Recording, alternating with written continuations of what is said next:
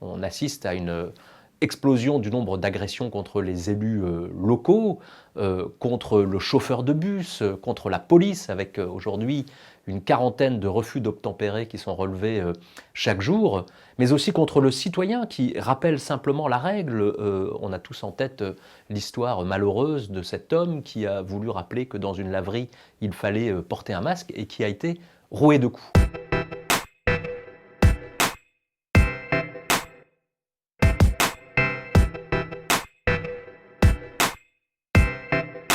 Ce n'est pas que la justice manque d'autorité, c'est qu'elle manque de crédibilité. Lorsque un délinquant assez sévère, parce que pour couper d'une peine de 1 an ou 2 ans de prison ferme, il faut déjà y aller, parce qu'avant on aura obtenu un sursis avec mise à l'épreuve, un travail d'intérêt général, et quand une peine d'emprisonnement est prononcée, eh bien dans un tribunal, personne, pas même le président du tribunal ou le procureur, n'est capable de dire ce qu'il en sera exactement dans cette exécution. Est-ce qu'elle sera aménagée, cette peine? Est-ce qu'elle sera transformée en travail d'intérêt général? Quelle en sera la durée si elle est vraiment ramenée à exécution? Quand est-ce qu'elle sera exécutée, cette peine d'emprisonnement? Quelles seront les remises de peine qui seront accordées? Voilà, donc on est face à un foutoir qui discrédite complètement la notion de condamnation pénale.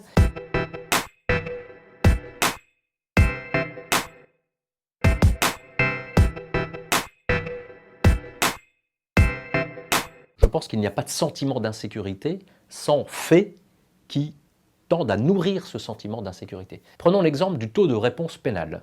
Le taux de réponse pénale, c'est le nombre d'infractions qui peuvent donner lieu à poursuite, crimes, délits, contraventions, et qui obtiennent une réponse. Le ministère de la Justice affiche fièrement un taux de 90,7%. Qu'est-ce qu'on met dans ce taux de 90,7%? Eh bien, un petit peu tout et n'importe quoi.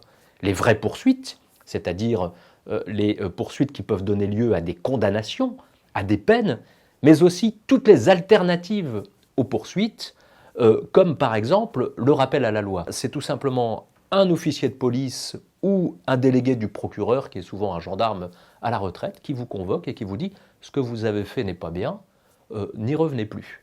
Et puis il n'y a aucune suite, l'affaire est classée, aucune trace au casier judiciaire. Et vous avez peut-être en tête cet exemple du maire de Port-Bail, une petite commune de la Manche, qui a été agressée assez sauvagement sur la plage par des campeurs sauvages, et les auteurs ont écopé d'un rappel à la loi.